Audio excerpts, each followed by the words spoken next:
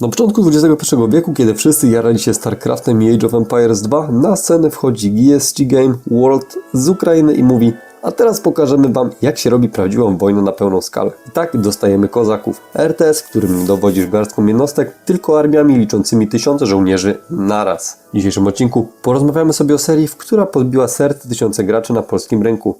Zobaczymy, jak wyglądała i dlaczego jest o niej cicho. Ja jestem Cybikzonie i zapraszam na materiał.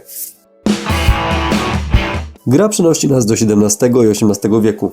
Epoka prochu, pik i muszkietów. Nie ma żadnych smoków czy elfów, tylko czysta historia. Austria, Francja, Anglia, Rosja, Polska, Ukraina i cała reszta. Każda nacja z własną architekturą, unikalnymi jednostkami i oczywiście armią gotową do siekania się w nieskończoność. I tu jest całe clue.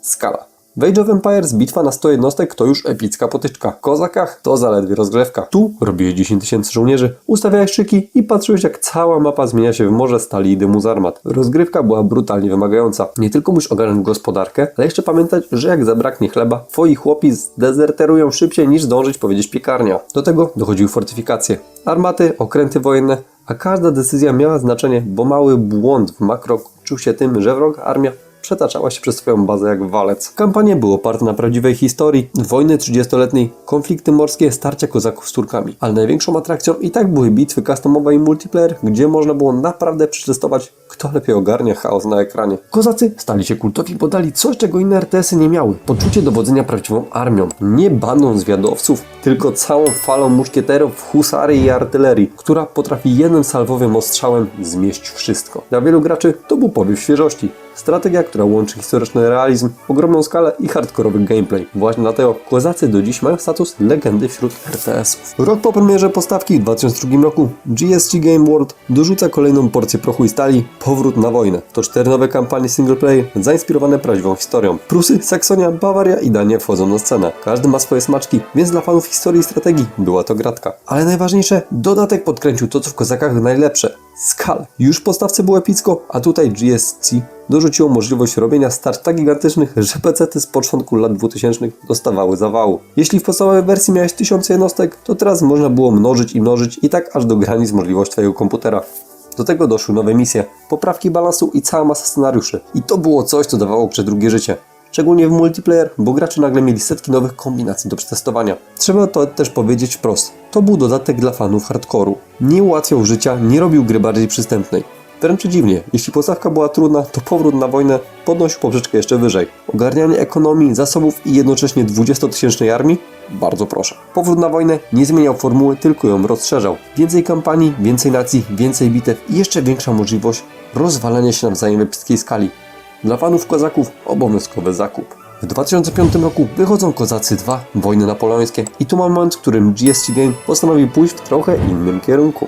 Zamiast więcej tego samego, tylko większe, dostaliśmy w coś w rodzaju restartu. Skala bitew została zmniejszona. Koniec dziesiątkami tysięcy żołnierzy na ekranie. Teraz bardziej skupiono się na realizmie epoki napoleońskiej. Szyki bojowe, moral oddziałów, zmęczenie i logistyka. To już nie był czysty chaos jak w jedynce. To była strategia, gdzie trzeba było pilnować linii frontów, formacji i dowodzenia. Epoka Napoleona wymuszała także inny klimat. Zamiast totalnego festiwalu prochu i stali z XVII wieku, mamy tu klasyczne batalie napoleońskie. Muszkieterzy w szeregach, kawalery uderzające we flankę, artyleria robiąca sito z wroga.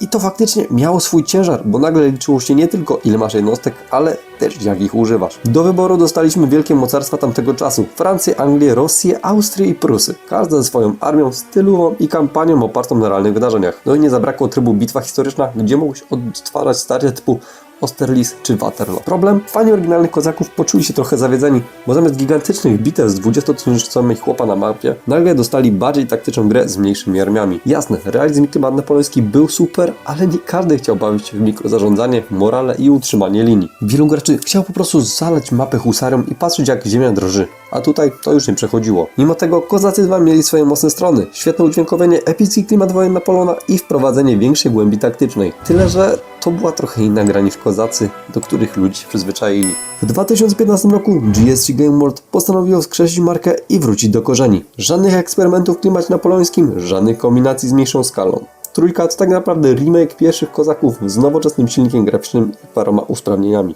Czyli znowu jesteśmy w XVII i XVIII wieku, epoka pik muszkietów wielkich bitew. Zostajesz 12 nacji na start, każda ze swoją architekturą, jednostkami i klimatem historycznym. Najważniejsze, wróciła skala. 1000 jednostek na ekranie, całe morze piechoty, kawalerii i artylerii. I to jest właśnie to, czego chcieli starzy fani. Znowu mogłeś wysłać na wroga 10 tysięcy chłopa i patrzeć, jak pole bitwy zmienia się w totalny chaos. Rozgrywka to klasyczne kozaki. Mocno rozbudowana ekonomia, masz 6 surowców do ogarnięcia, szybki rozwój i wojna na pełnej parze. Multiplayer też wrócił w wielkim stylu. I tu gra naprawdę żyła, bo nic tak nie cieszy jak widowiskowe starcia online, gdzie komputer ledwo zipie od ilości jednostek. Problem? Premiera była średnio udana. Gra miała masę bugów, brakowało niektórych opcji i szczególnie czuło się, że to jeszcze niepełny produkt. Dopiero kolejne patche i dodatki, jak Day of Brilliance czy Rise of to Glory, naprawiły sytuację, dorzuciły nowe kampanie i nacje. Mimo tego Kozacy 3 spełnili swoją rolę. Przypomnieli graczom, czym ta seria była. Epickie bitwy, hardkorowa ekonomia i klimat historyczny bez żadnych smoków czy kosmitów. To był hołd dla fanów jedynki i jasny sygnał. Wróciliśmy do korzeni. Seria Kozacy to RTS, który zasłynął gigantycznymi bitwami. Tysiące żołnierzy na ekranie, wymagająca ekonomia i historyczny klimat. Jedynka i dodatek to klasyki. Dwójka przeszła do realizm napoleońskich, a trójka wróciła do korzeni i do dziś to jedna z najbardziej epickich strategii w historii. A czy wy mieliście okazję grać w serię Kozacy? Napiszcie koniecznie w komentarzach, jakie macie odczucia i wspomnienia z tą serią. Zachęcam również do zostawienia łapki w górę pod tym filmem, subskrypcji kanału oraz zostawienia dzwoneczka. W ten czas żegnam was cieple. Na razie.